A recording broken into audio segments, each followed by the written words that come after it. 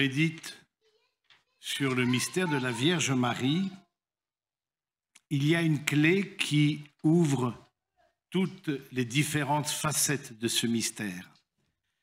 C'est ce qu'on appelle la maternité divine.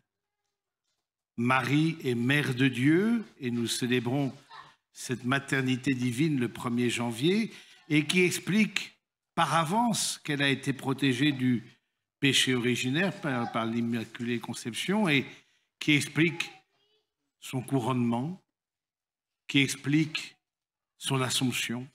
C'est la clé pour comprendre, pour rentrer dans le mystère de la Vierge Marie. Et au fond, c'est une clé qui a à voir avec la fécondité. La fécondité, Marie-Mère, porter du fruit, et du fruit en abondance. Et l'évangile que nous avons aujourd'hui parle justement du fait de porter du fruit ou de ne pas porter du fruit selon les cas où nous nous trouvons. Et avec vous, j'aimerais méditer tout simplement sur chaque cas. Nous connaissons très bien cette parabole du semeur, je n'y viens pas, mais il y a 3 cas que cite Jésus.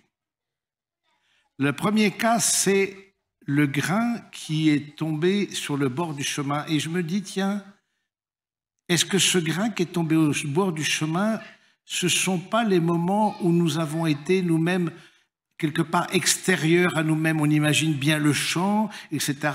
Et le semeur, et puis ça tombe au bord du chemin, les oiseaux viennent, picorent les grains parce qu'ils ne peuvent pas pousser. C'est quelque part à l'extérieur du champ, du plein champ. N'est-ce pas tous les moments où nous sommes attirés par ce qu'on pourrait qualifier des forces centrifuges? Vous savez, la force centrifuge, quand ça tourne, bien on est des attractions comme ça, dans des cirques, dans des parcs de loisirs, bien on est collé à la paroi, c'est la force centrifuge. On est poussé vers l'extérieur. Et ces questions d'extériorité qui parfois ont à voir avec l'importance qu'on accorde au regard de l'autre. L'importance qu'on accorde à notre place, l'importance qu'on accorde à notre réputation, toutes les choses quelque part extérieures et donc qui fait qu'on n'est pas dans notre cœur profond. On n'est pas dans notre cœur profond. On n'est pas dans le plein champ. Et donc la grâce de Dieu nous rejoint par sa parole, Jésus le dit avec cette parabole des grains, mais comme on est tellement extérieur à nous-mêmes, quelque part analphabète de nous-mêmes, eh bien, ces grains-là, ils ne prennent pas. Et c'est l'esprit du monde, c'est les tentations du monde, comme autant d'oiseaux qui sont peut-être là représentés, qui picorent ce grain qui fait que ça ne prend pas. Et puis, il y a la deuxième comparaison que Jésus fait, c'est le sol pierreux. Où ils n'avaient pas beaucoup de terre, ils ont aussitôt levé, mais la terre est en peau profonde, les épis ont brûlé. Moi, je vois là comme un rapport au temps qui n'est pas équilibré dans nos vies. Un rapport au temps avec l'activisme. L'activisme qui fait justement qu'on ne s'enracine pas en profondeur. On veut, de certaine manière, mettre dans 24 heures plus que 24 heures, on a le désir, on a peur de la page d'agenda libre, et cette manière que l'on voit dans notre société d'une sorte de tourbillon d'activité, voire d'activité spirituelle, qui fait qu'on ne s'enracine pas. L'activisme comme la deuxième source de stérilité dans notre vie, après l'extériorité. Et puis la troisième forme, je l'assimile au perfectionnisme. Le perfectionnisme, donc c'est, vous vous rappelez, tomber dans les ronces. Le perfectionnisme, c'est cette attitude qui fait qu'on pointe du doigt, on pique l'autre. Voilà ce qui va, on voit le point noir tout de suite dans la page blanche, au lieu d'avoir un regard de gratitude, de bienveillance, tout de suite on va pointer. Et parfois dans nos éducations, ça a été encouragé, le perfectionnisme. Le perfectionnisme comme une forme d'idolâtrie qui n'accepte pas la fragilité humaine, qui met de côté la gratitude. qui va tuer même dans la vie de l'autre la fécondité. Et donc là, on voit, il y a 3 attitudes mortifères, il y a trois lieux où le grain ne pousse pas. Il y a 3 lieux où, d'une manière ou d'une autre, nous sommes face à une toute-puissance. À une toute-puissance face du monde face à nous, dans le regard que nous pouvons vouloir plaire. Vouloir plaire, c'est une plaie. Vouloir plaire, c'est une plaie. Hein. On est dans l'extériorité, on est dans... Voilà. Hein, et ça, je crois que c'est vraiment important.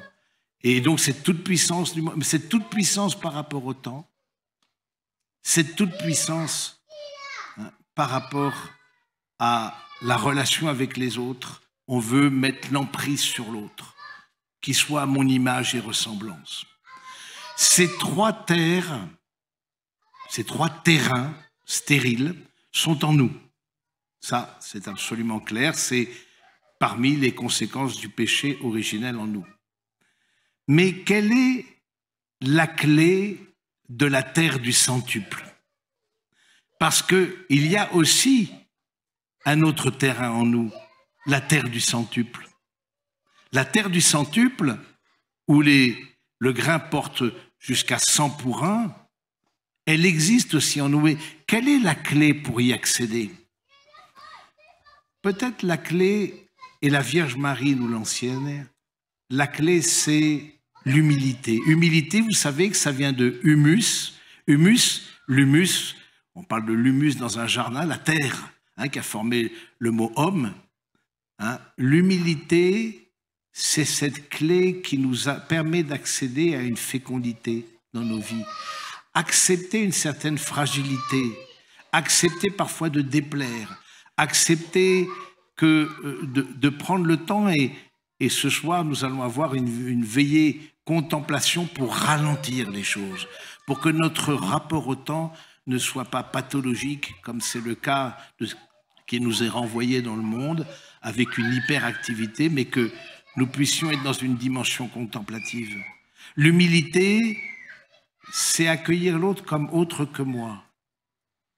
L'accueillir dans une certaine bienveillance, c'est être aussi, parce que je suis connecté à mon cœur profond et à la présence du Saint-Esprit en moi, faire que l'autre découvre sa propre fécondité. Parce que si je suis à la bonne place, et vous voyez dans le prophète Jérémie, il y avait cette question-là de place. Il ne voulait pas prendre sa place. Mais je ne suis qu'un enfant. Ne dis pas que tu es un enfant, j'ai mis mes paroles dans ta bouche. Et donc, si on accueille avec humilité notre place dans le monde, dans l'Église, il y a du fruit qui naît, du fruit qui se porte. Et on rend les autres féconds. Vous voyez, on rend les autres féconds. Parce que nous-mêmes, nous habitons la terre du centuple. Nous pourrions demander à la Vierge Marie, qui est vraiment celle où Dieu s'est réjoui de l'humilité de sa servante, c'est-à-dire que Dieu s'est réjoui de l'humus de sa servante. Dieu s'est réjoui de cette terre que Marie représente, dans laquelle le grain est tombé, elle a été fécondée par le Saint-Esprit pour un fruit de salut. C'est au cœur du mystère marial que la fécondité, et la fécondité de nos vies, c'est la grande question de nos vies. Mais nous savons aussi que, comment vous dire, nous n'avons pas assez d'une vie pour lutter contre les différentes formes de toute puissance.